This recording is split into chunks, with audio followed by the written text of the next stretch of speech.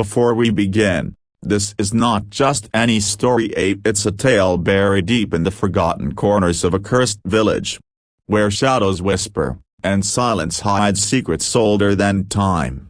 So turn off the lights, put on your headphones, and prepare yourself for a journey into the unknown. Let's begin. In the cold shadows of the northern woods lies a forgotten village near Raven Hollow, once alive with laughter and light. It now exists like a faded photograph. Quiet, still, and distant from time itself. After 2 long decades, Elias Crow, a man in his mid-30s, returns to this eerie village. The reason? The sudden death of his grandmother, Margaret Crow, the last living soul tied to his childhood memories and the decaying family estate. The road to Raven Hollow is narrow and winding, surrounded by lifeless trees and a creeping fog that never seems to lift. As Elias drives into the village, the familiar sights feel different, older, colder, and strangely watchful. The villagers glance at him from behind curtains, their eyes filled with something between fear and suspicion. The Crow estate stands on the edge of the woods, just beyond the village border. The old house, his childhood home, is still the same in shape but not in spirit. It creaks under its own weight, the windows are dusty, and the garden is overrun by weeds, yet something in the air feels heavier than neglect. Like the house itself has been holding its breath for years, waiting for his return. Inside, time has frozen. Old portraits, furniture, and even his grandmother's scent linger. As Elias walks through the halls, he's hit with flashes of memory, his laughter echoing, his grandmother reading stories, and the cold silence that would fall at night. But it isn't just nostalgia he feels, it's something deeper, something darker. While going through the house's old records and belongings, Elias finds a strange, worn journal hidden behind the fireplace bricks. Its leather cover is cracked, and inside are pages filled with unsettling sketches, strange symbols, and cryptic notes about something called the Whispering Tomb. The final entry in the journal sends a chill down his spine. If the seal ever breaks, the hollow will bleed again. Do not let them speak. Do not go below. Elias doesn't understand Ida yet, but that night, as he lies in bed, the wind howls like it never did before. And in the silence that follows, he hears it, a whisper, calling his name, Elias.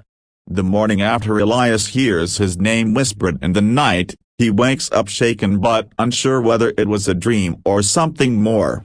The house feels colder, and the shadows linger longer than they should. Still, he decides to explore the village, hoping to find answers about his grandmother's journal and the strange final entry about the Whispering Tomb.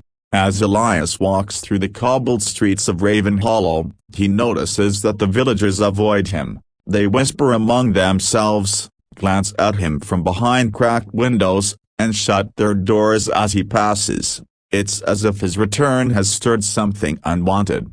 Elias visits the local library, hoping to find historical records about the village or the term Whispering Tomb. Inside, he meets Agnes, the elderly librarian with pale eyes and a trembling voice. At first, she pretends not to know anything, but when Elias shows her the journal, her face goes pale.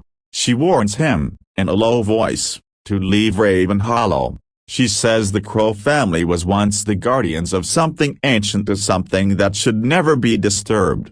She mentions a sealed tomb deep in the forest, hidden beneath the old ruins of the first church that stood there centuries ago.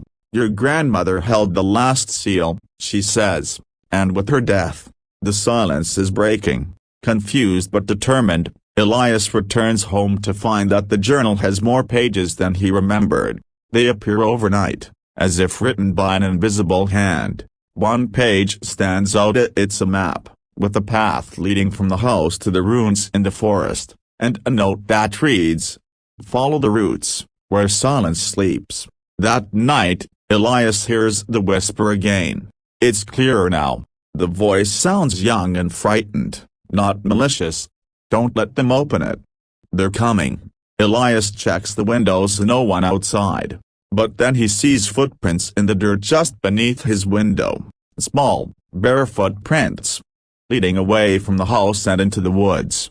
He grabs a flashlight, torn between fear and curiosity, and follows the trail. The path leads him to the edge of the forest, where he sees something impossible: a small child, dressed in 1800s clothing, standing still, staring at him. Before Elias can speak, the child turns and runs into the trees, vanishing in the fog. As Elias steps into the dense forest beyond Raven Hollow, the night seems unnaturally quiet. No owls, no wind, just silence. Thick, suffocating, and unnatural. He follows the trail of the barefoot footprints under the moonlight. They lead to the crumbling remains of a stone church, swallowed by vines and time. The structure is barely standing, with moss-covered walls and broken wooden beams pointing like twisted fingers toward the sky. The moment Elias steps inside, the air turns frigid. His breath clouds in front of him. The floor creaks under his weight, and the moment his foot hits the center of the room, he hears a low, echoing whisper. "You shouldn't have come." Elias looks around, his flashlight flickering. He notices a circular symbol etched into the floor, just like the one from his grandmother's journal. As he brushes off the dust, he sees strange markings, ancient writing, a name scratched in blood, one of them being his grandmother's, Edith Crow. Suddenly, the ground beneath the symbol shifts. With a loud groan, a trapdoor creaks open, revealing a staircase descending into total darkness. Despite every instinct telling him to run, Elias descends into the underground crypt, where the smell of damp stone and old decay fills his nose. The walls are covered with faded murals, scenes of villagers performing rituals, sacrificing animals, and kneeling before a tall, faceless figure cloaked in black mist. At the end of the passage, Elias finds a massive stone door, sealed with wax and chains. Above it is carved a chilling warning. Greater than to speak the name is to open the gate. To open the gate is to wake the hollow. Suddenly, Elias hears movement behind him, soft footsteps and the sound of breathing. He spins around, no one there, but the whispering starts again. Louder, surrounding him. "Wake, wake, wake." Then a voice, clear and desperate, echoes through the chamber. "Greater than, you have to stop them. They want to open it again." It's the same child's voice from earlier. Out of the shadows emerges a ghostly figure, a little boy from the woods, now more visible. His eyes are hollow, glowing faintly. He pleads. "They buried it here. A piece of it. And now they want to bring it back." Elias is frozen. He asks, "Who wants to open it?" The boy only replies, trembling, "The hollow never forgets, and it never forgives." Then the boy vanishes, and the stone door trembles, as if something behind it is awake and listening. As the massive stone door shakes violently, Elias stumbles backward. Dust falls from the crypt ceiling. The whispers grow louder, turning into screams, then silence. As if the crypt is holding its breath, Elias grips his flashlight tightly, now barely flickering. He reaches into his bag and pulls out his grandmother's journal again, flipping to the final pages. There, in trembling handwriting, are the words, "I sealed it with blood, mine. If the seal breaks, it will need more. Someone of the bloodline." Realization slams into Elias. He is the bloodline. If the entity is awakened, it will come for him first. It was never just about his grandmother's disappearance. She didn't vanish. She sacrificed herself to trap the hollow. Suddenly, the stone door bursts open, a violent force ripping the chains apart like paper. Black mist pours out, slithering like smoke, reaching toward Elias. It traps around the murals, and they begin to move. The once static figures now twitching, whispering, praying. From the mist, a shape forms. Tall, thin, its body shifting like shadows, and no face, no features, just endless darkness and a mouth that stretches unnaturally wide. "You carry her blood," it hisses. You will finish what she began. Elias feels his legs go numb. The presence of the hollow is overwhelming, like every nightmare he's ever had being poured into his veins. He sees visions of the village long ago, when the hollow ruled over them, fed by fear and sacrifice. But then he remembers something.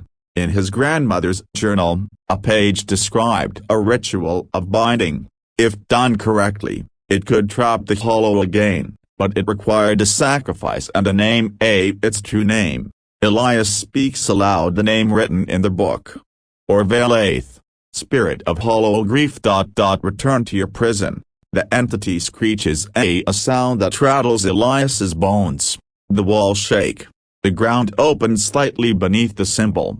Elias, without hesitation, pulls out a pocket knife, cuts his palm, and presses it to the center of the sigil on the crypt floor.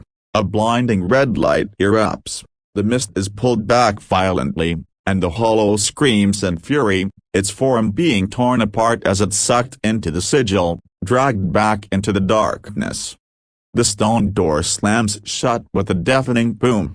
Silence again. Elias collapses to the floor, breathing heavily, his hands still bleeding, but the whispers are gone. He makes his way out of the crypt, out of the ruins, back into the forest where dawn is finally breaking. As he stands at the edge of the woods, he turns back at the forest, quiet, still, almost peaceful, but just before he leaves, he hears one last whisper.